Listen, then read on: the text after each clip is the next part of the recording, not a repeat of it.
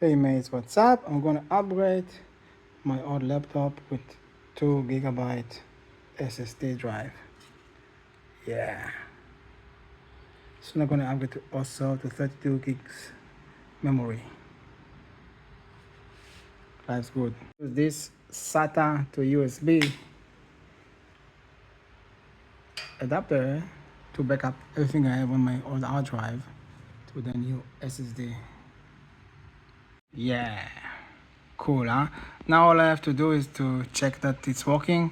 I will do Clonezilla and dump everything from this drive to this drive. And I got a very good deal, about $100. So yeah, that's it. I'm happy. Yeah.